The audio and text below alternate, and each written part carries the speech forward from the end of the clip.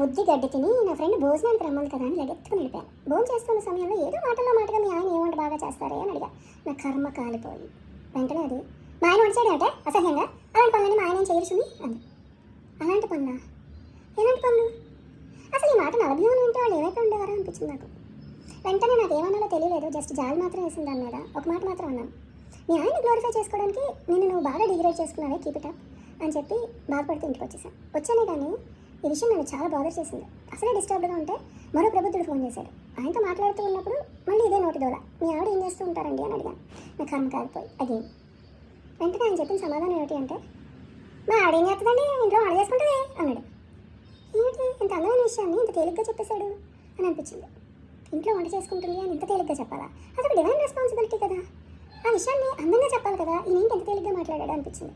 అంతేకాదు, ఈ రెండు సిచ్యువేషన్స్ని కంపేర్ చేస్తే అంటే ఆడవాళ్ళే తక్కువ చేసి మాట్లాడుతున్నారు, ఇటు మగవాళ్ళు కూడా ఆడవాళ్ళని తక్కువ చేసి మాట్లాడుతున్నారు. సో ఇటు మగ ఆడ ఇద్దరు ఆడవాళ్ళని తక్కువ చేసి మాట్లాడితే అసలు ఆడవాళ్ళని సపోర్ట్ చేసేవాళ్ళు ఎవరో అర్థం కావట్లేదు. పైగా ప్రపంచం అందరూ ఫెమినిస్ట్లు ఎక్కువైపోయారు అని కోడే కూస్తున్నారు. అప్పుడెప్పుడో మహాకవి లేచింది మహిళా లోకం అని రాశాడు, కానీ అటు మహిళలు నిద్ర లేవలేదు, ఇటు పురుషులు నిద్ర లేవలేదు. పురుషులందరూ పేట్రియార్కీ అని ముసుగుతలు పడుకున్నారు. మహిళలందరూ కూడా నేను ఒక ఐడియల్ విమెన్ని, నేను ఒక ఐడియల్ వైఫ్ని, మా ఆయన ఎలా చెప్తే అలా, మా ఆయనకు నచ్చినట్టుగా నేను ఉండడమే నా జీవిత కర్తవ్యం అనుకుంటూ స్నేహితుడి ముసుగులో వాళ్ళు పడుకుని ఉన్నారు. వీళ్ళు ఎప్పుడు మెలకు వస్తుందో వీళ్ళకి, వీళ్ళు ఎప్పుడు లేస్తారో, వీళ్ళు ఎప్పుడు వాళ్ళని వాళ్ళు ఉద్ధరించుకుంటారో నాకైతే అర్థం కావట్లేదు. మీ ఇంట్లో మగవాళ్ళని అంటే మీ భర్తలు మీరు గ్లోరిఫై చేసుకోండి కాదని అంట్లా, వాళ్ళని గ్లోరిఫై చేసుకోవడం కోసం మిమ్మల్ని మీరు తక్కువ చేసుకోవద్దు. అలాగే భర్తలు మీకు ఇంట్లో ఆడవాళ్ళు చేసే వంట పెంట ఇవన్నీ మీకు చాలా చిన్న విషయాలు అవ్వచ్చు, కానీ అవి వాళ్ళు కనుక చక్కబెట్టకపోతే it makes a very big difference in your life.